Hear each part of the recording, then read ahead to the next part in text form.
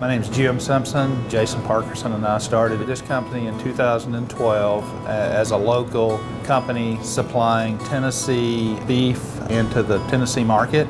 Jason and I both have always been farmers. In 2012 was when we were approached by Whole Foods, and they asked us, could we supply them with cattle in the Tennessee, Alabama, Mississippi stores, and we had no idea if we could do that or not. So we spent about a year researching, trying to figure out how we would get it processed.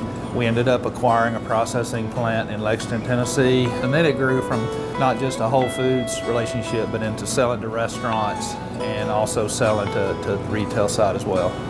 When the COVID crisis happened in March of 2020, 50% of our sales were to actual restaurants. So overnight, all of a sudden lost 50% of our revenue, which was substantial for how we were structured.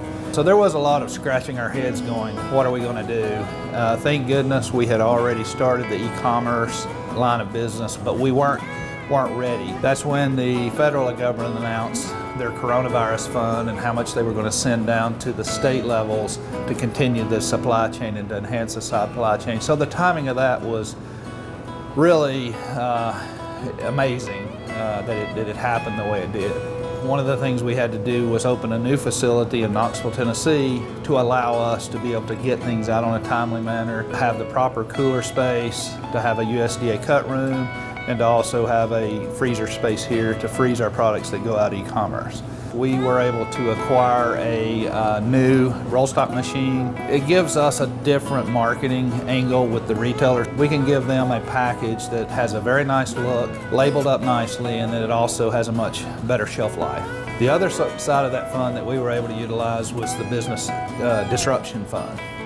Because we lost 50% of our business. That was just huge in keeping us afloat. So I do think we are a business that would probably not be in business if it wasn't for those taxpayer dollars coming to us, which wouldn't have affected the local farms and the local farmers. And I'm not sure what they would have done with that supply of cattle. They would have taken a big hit. It was a critical timing that we were able to get those funds, utilize them, and be able to continue to do business as we were.